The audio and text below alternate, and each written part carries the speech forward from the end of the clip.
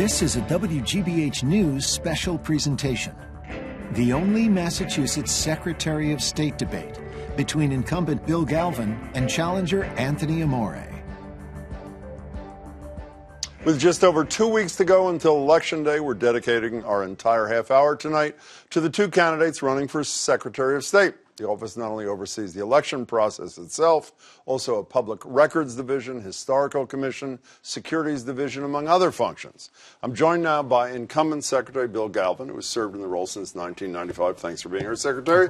Republican challenger Anthony Amore, who is the director of security at the Isabella Stewart Gardner Museum in Boston. Good to see you, too. Nice. Gentlemen, as usual with these things, no formal rules, although we do have someone monitoring your speaking time to keep things as balanced as possible. Let's get started. Secretary, early voting starts today, as you know, but the registration deadline to vote early or on November 6th obviously passed last week. So if you're not already registered, you can't vote. If same-day registration was the law, like it is in, I think, 15 states and D.C., people could vote. Should it be the law of Massachusetts? I believe so, and I've advocated for it. I've come up with a very specific plan to put it together, which would be having some degree of connectivity at local polling places that would allow us then to move people within the system. What voters have to understand, when we have a central voter registry that not only has people who are registered to vote, but also a census information and population information, we could track them that way.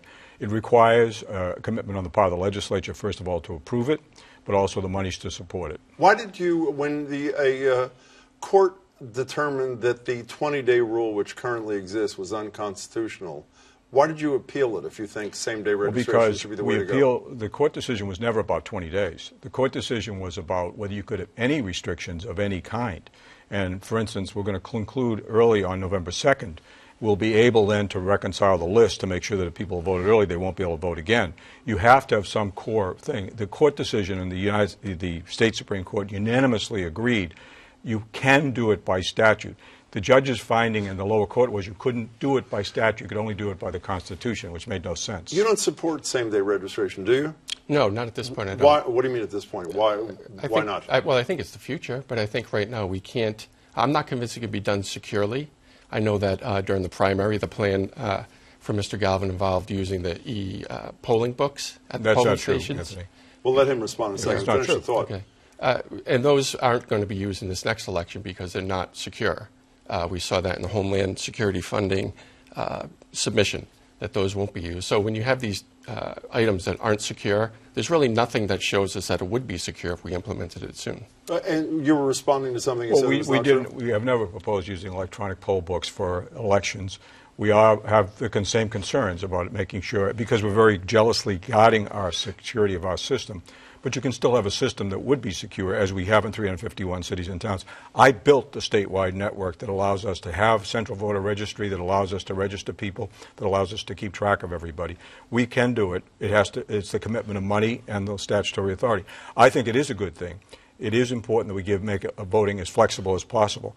I know you're for showing IDs, and you're for other things, and that's the Republican playbook. Well, not exactly. Yes, it is. Yes, it is. Jimmy Carter. Yeah, well, Jimmy Carter. Let him respond. You said he was hardly a Republican. Jimmy Carter in 2005 headed the Federal Election Reform Commission and urged voter ID. No one would think he's a Republican. Secondly, at the Democratic convention this summer, at your own convention, delegates had to show ID to vote. I mean, it's not a Republican initiative. This is Yes, it is. It's not. And it's state after state, you have used the laws to try to prevent people from voting. That's absurd. We've seen it documented in every state where they've tried to put ID in. It's disenfranchised people. If elderly people have given up their driver's licenses, it absolutely is true. Documented by the New York Times, the Boston Globe, and numerous lawsuits throughout the country. Republicans are into having fewer people vote. I'm into having more people vote. Can you explain to me, what is it, voter ID, though? Let's stay on. I was going to get to it later, but since you got to it, you both got to it. What is the problem that you're trying to solve with voter ID? Is there a history of fraud in Massachusetts? I'll go back. Well, there is some fraud that we should talk about, but I'll go back to Jimmy Carter again. People need to feel confidence in their election system. They don't. When I travel the state, people always bring up the fact you can go into the polling place, you can say you are whoever you wish to say you are. But Carter made that statement in 2005. Right. In 2018, what is the problem with voting that you think voter ID would solve? It's the same problem. People need to feel confident that when they go in, their vote counts. If you look at the Pew Center, the top 3 reasons people don't vote, it's not about registration. is they don't like the candidates, they don't like the issues, and they feel their vote doesn't matter. Has there been fraud in Massachusetts? Absolutely. Like what? Well, we just saw the third indictment out of New Hampshire for people, just last week, for people who double voted. They voted in Massachusetts and New Hampshire, and they were caught not by our Secretary of State, they were caught by New Hampshire. And there's a reason for that. And the AG in New Hampshire... They're residents, Yep. yes, they're residents of Massachusetts who are alleged to have voted in New Hampshire. Belchertown is where they're from. Yeah, two elderly Republicans, I might add, in Belchertown, who voted in Massachusetts, were clearly residents of Massachusetts, had their license in Massachusetts, were on our annual list of residents, and voted apparently, or it's alleged they voted by absentee. Allegedly, the woman who is accused here claims that she was confused and she didn't know any better, but that's her defense. But Secretary, why would we catch that? Secretary, my understanding is the vast majority of states, forget Jimmy Carter, the vast majority of states in 2018 do have voter ID. Right. I think we're one of a minority, 14, 15, something like that. What do they not understand that you do? Well, first of all, you can be asked for ID in Massachusetts if there's a doubt about your identity. The difference is it's not a prerequisite. It's not something that if you don't show it, you will not be allowed to vote. If somebody's in every federal election, which all elections are federal, as a prerequisite, either at registration or first-time voting, you must show ID to confirm your Social Security numbers. You could be asked for ID, and in fact, if you're an inactive voter, you will be asked for ID. But it's not a prerequisite. Why is that not enough? Time. Well, first of all, you can do a provisional ID if you don't have an ID in those states. But in Indiana, see, this is where it's not true. In Indiana, when they implemented voter ID, voter turnout increased. It didn't decrease. It's not a suppression effort. It adds confidence to people who go to vote. And let me just add, we're not just talking about, I'm not just talking about licenses and passports. We're talking about a broad program where people could use utility bills, or they could come in with work IDs or college IDs. Quick response to that, then I want you, if you choose Wherever ID has been required, it has diminished turnout and especially affected minority voters. It is true. It's not Anthony true. Amore, I want to move on. You said same-day registration, maybe in the future, but you don't support it now. There's another electoral reform that already passed. It was signed by Governor Baker. Automatic voter registration. You have an interaction with Mass Health or the Registry of Motor Vehicles. You don't support that either. Why? Well, first let me say I do support the idea that more people will be registered in any way, shape, or form. But not this way. The reason I didn't support this is twofold. I spoke to town clerks and city clerks, and they told me that it's going to create a burden on them with all of this information coming into their offices that they have to deal with. As usual, it's something that came from Beacon Hill without a thought to staffing in cities and towns. You know, not every city and town is Boston with a full staff. Some places have 1.5 employees. So that, and the second part, is I'm not convinced that the way it's implemented now, that people can be sure that when you go to the registry, you're proving that you're a citizen and that you're eligible to vote. What's your response to this? You supported the law. Yes, I do. We verify citizenship. How? We verify it by their Social Security numbers, and we verify Social Security numbers are given please to let people me who aren't finish. You citizens. asked me how, and I'm telling you. Okay? Right, but it's let him finish. Yes, you can I mean, respond to please. that. Okay. We have a very clear method of. We have a record of running efficient elections. You talk about people not having confidence. They have a lot of confidence because they put their name on a paper ballot. They put their mark on a paper ballot. Our lists are secure. Our system is not on the Internet. We were not hacked when many states were. All of that's true. And the fact of the matter is people have a lot of confidence here. The ID that would be required to participate in either Mass Health or in the Registry of Motor Vehicles is sufficient and will be further vetted both by us and at the local level. As far as the burden on local clerks, it's a mandate they will be paid for. Whatever they have to do, whatever they have to spend, they will be paid. They didn't get enough money the last time. They wasn't in existence the last time. I mean, see, once again, it's Republican excuses why you can't vote.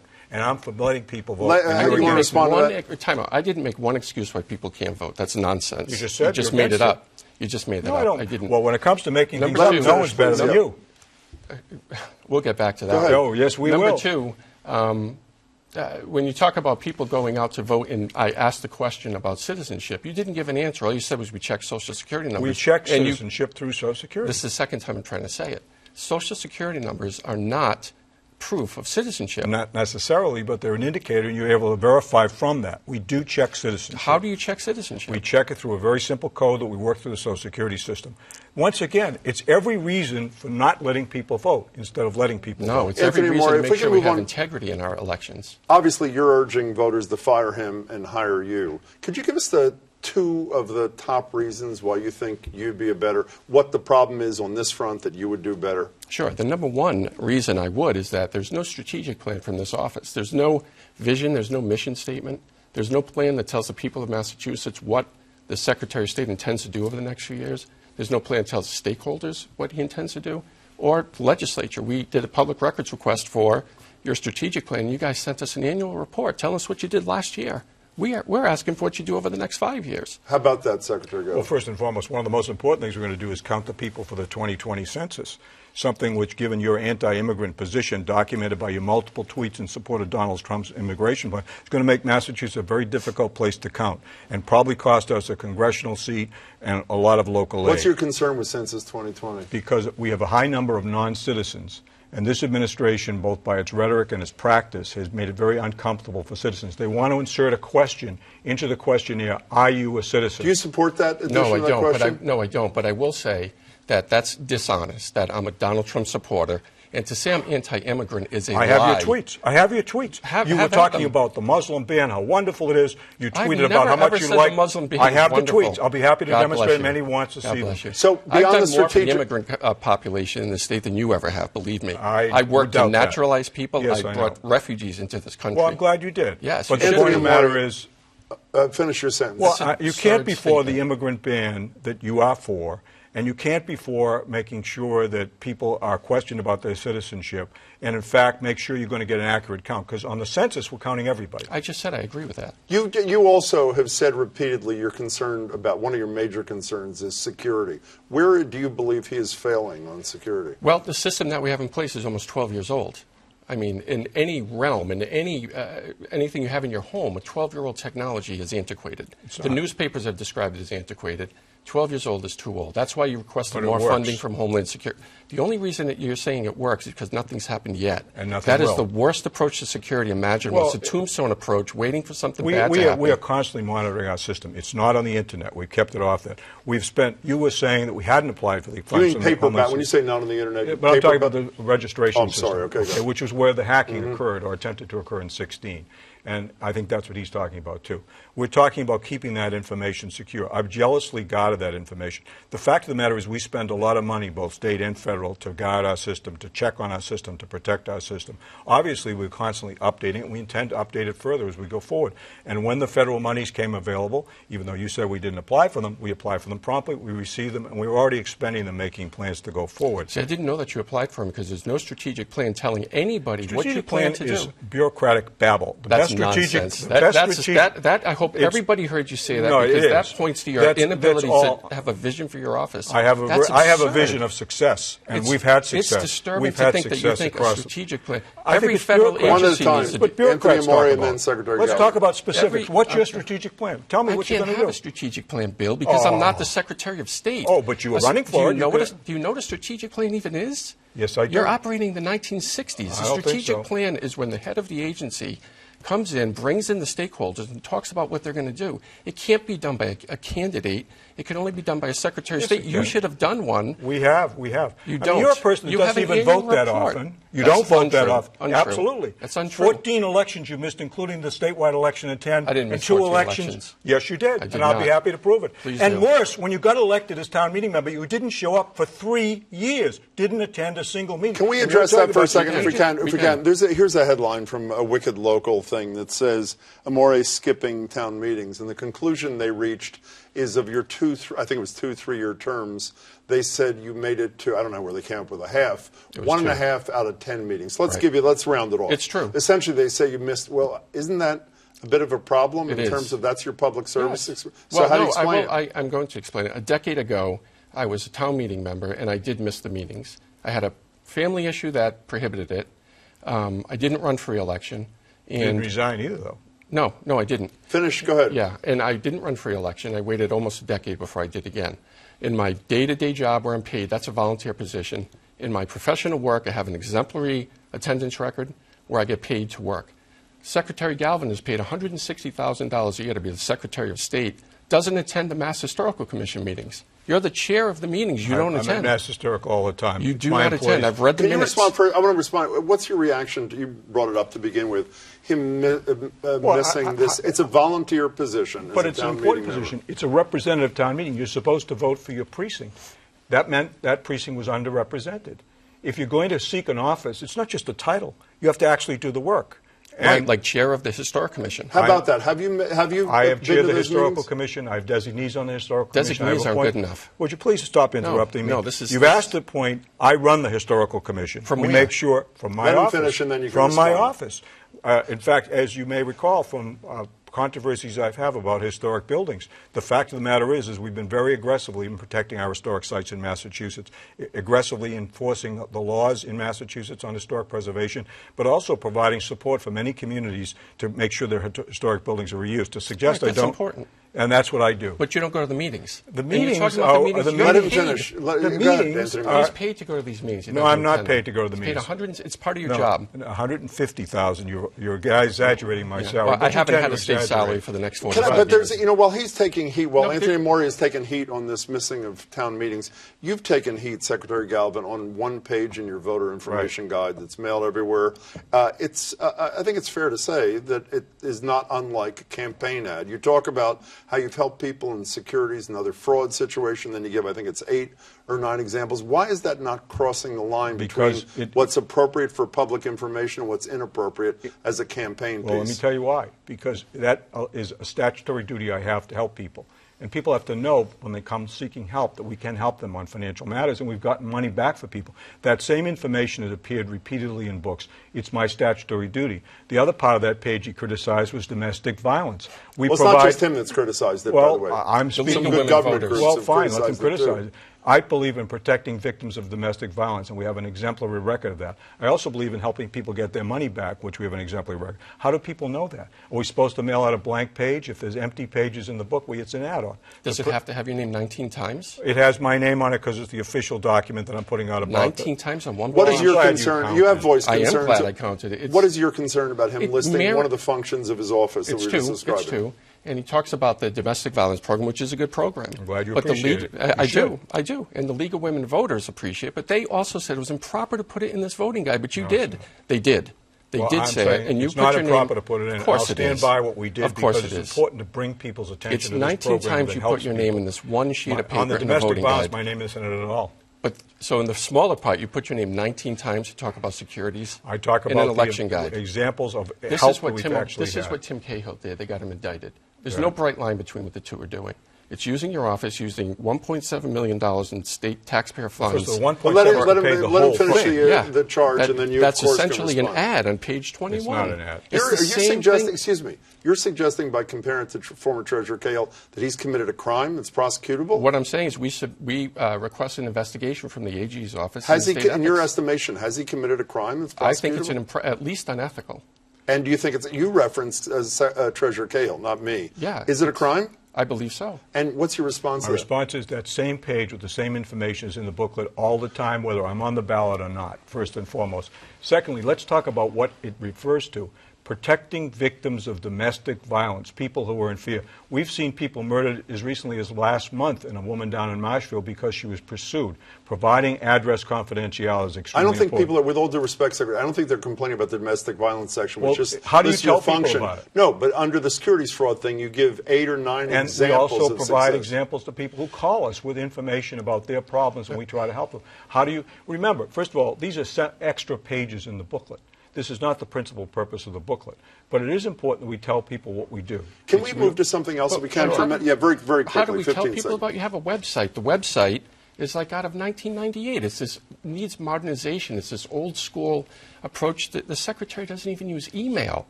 I mean, we need to modernize we this provide office. plenty of emails. So I want to move to something else. The Trump, the short-lived voter fraud commission, Right. election integrity, whatever. Two things, Secretary, starting with you. The committee that was chaired by Mike Pence and Kobach from the Midwest there requested certain voter information. I want to get both reactions. You refused to provide Correct. it. Why? Because, first of all, the commission itself was a fraud. As I mentioned earlier, very often the Republican pretext is fraud so they can pass legislation that makes it more difficult to vote. Secondly, the information they were seeking was extremely personal, voters' history, voters' personal information. It wasn't just me. Republican secretaries of state and others throughout the country ultimately said, this is not in the interest of solving problems that really exist in elections. And because we refused to turn over our personal information to this commission, it ultimately collapsed, and it was the right decision. Would you have turned over the information? Were you Secretary of State at that time, Anthony? No, Why I think not? you did the right thing. How about the underlying mission? The primary reason, and if you disagree with this, please correct, at least suggest it, was that Donald Trump suggested that at least in 3 states, millions of people voted illegally, including, by the way, thousands of people, to quote him, who allegedly got on buses in Massachusetts and went to New Hampshire and voted illegally there. Do the underlying alleged facts, according to the administration, are they ones that you think merited the creation of this commission? No, and I don't think there's any evidence of this gross, monstrous voter fraud that he pointed to. It doesn't mean it doesn't happen. It doesn't mean that when it happens, it needs to be rooted out. But I think that it's an exaggerated claim. You know, you also raised, one of the issues you raised about Secretary Galvin's performance is you criticized the conduct of the recount in the 3rd Congressional District. What's the basis for your criticism? Well, this is the criticism came from the fact that I think that there should be a springtime primary. Having a primary so late in the year. I thought it was about the conduct of the recount. I'm talking about the 3rd Congressional District. No, that's what I'm talking about, and too. You say it's because of the timing? Oh, yeah. This primary being so late in the year affects everything. If Dan Coe had decided to file suit, this would have went on for weeks. Rick Green, Laurie Tran, they would have had no opportunity to present themselves to the general But is that his election. fault? It's a statutory... Well, he's been in office for 24 years, and there's been no push for it. I mean, when things do go well, like the automatic voter registration, you're happy to say, look how well I can work with the legislature. We've constantly discussed with the legislature the issue of the You dates. support spring primaries? I would support moving the primary because it's a constant problem because of the 45-day rule, federal law requiring printing of ballots 45 days, but also because we're constantly running into problems with religious holidays that cause us to move the primary. As we just did. So I am supportive of that, but as you correctly pointed out, the legislature and the governor have to make that choice, and they have not done so. In fact, it's been extremely difficult for them to make any choices on this issue, even smaller ones. So, just so I'm clear here, and by the way, the Secretary has gotten about 60 to 90 more seconds, so we'll give you a little more time. So your concern, again, is just the timing there. It was not the actual, I misunderstood, not the way he conducted the recount itself. No, it was the timing. I mean, he showed up at both places trying to make political statements in both of Lawrence course and I did. Lowell. I'm a politician. Well, really. The fact of the matter is not those a, are two not very a 45-year-long politician. Let him finish. It was very important to get those elections right. We made sure the voters' intentions were carried out. We made sure that my office took control of both Lawrence and Lowell to deal with that. And we're very proud of the quality and the quality of the workmanship that we do because we know what we're doing. And I think that's extremely important. We think voting is very important. I think voting is very important. And I've helped many more people vote in Massachusetts and made it easier for them to vote and made sure their vote counts. So I'm disappointed when people like you don't vote. Well, I think I challenge that. I vote regularly. You didn't vote in 2010. You missed 2 elections for the United States Senate. You missed numerous local elections. I think the total number is 14. I don't think it is. Well, what is the correct number? I really don't know. Have you missed voting? I'm sure there are times that I've missed elections. Some people who work in the real world don't have state jobs. They can walk out the door and take care of this stuff, like your employees did when they delivered your signatures. Oh, okay. Let's not talk about anything other than your voting. Please let him finish, and then you can respond, not important, Secretary. Bill? Using state employees to deliver election materials on state time, and on the taxpayer dime? That did happen, did it yes, not? And you didn't know it was happening. Let him finish. Respond, please, if you would. I will respond by saying we had 3 people who were using their time without being off the clock as they should have been. The actual action took maybe about 10 or 15 minutes to file in the 3 communities. We took action, we docked them, and we made sure the policy could prevent them from doing it again. But that's out of 1,000 people. I should add, the act that they did is not prohibited, delivering forms to the polls. While they're getting paid by state taxpayer Well, it shouldn't be paid. That's the whole point. And we took care of that. But my point is that you're trying to get off the topic of voting because you didn't vote. That's a fact, okay? And you didn't show up for the job you sought election to.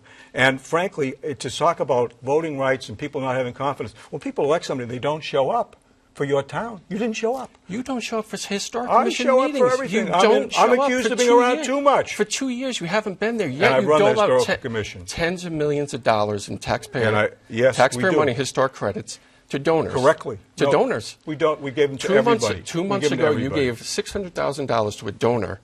We give them to everybody. We give them to anybody who qualifies. One of your donors gave you a contribution. 7 days later, they got $600,000 in a tax credit. We give credits to everybody who qualifies, including many people who don't support me. What should the public think when they hear, I pay a donation to Well, Bill they're not Galvin? hearing that because Let him finish. That's not true. That's not true. It's absolutely true. It's We'll not true. produce the documents Well, within if you want 7 to talk days. about donuts, let's talk Can I about the finish? Baker campaign, which is replete with people who give I'm donuts. not part of the Baker campaign. Oh, you're not? I I'm thought he running was the your Anthony Amore ticket mate. campaign. I thought you were all on the same team. Didn't he recruit you to run? He did. Yes, he did. Yeah. So he's your ticket mate. What So- does that have to do with anything? Well, you're talking about You're taking contributions. You're donations trying to from throw- people and you're giving no, them no. quid So pro is the governor. quos. So is the governor. So is the lieutenant governor. Could you respond to the quid pro quo We argument, don't have Secretary quid pro Galvin? quos. We give out tens of It's just millions not of true. dollars in credits to people who have no political relation. In fact, people who don't support me at all. We still give them credits. You know, Anthony Amore, there's a quote from a State House press conference you had. You say, Bill Galvin is a good man, and I admire his public service.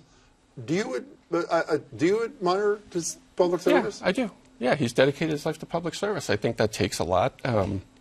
I worked in public service. Well, I consider my work in a nonprofit public service as well. So, yeah, I can't knock him for. But you also public charge servants. public libraries for giving speeches and pocket the money.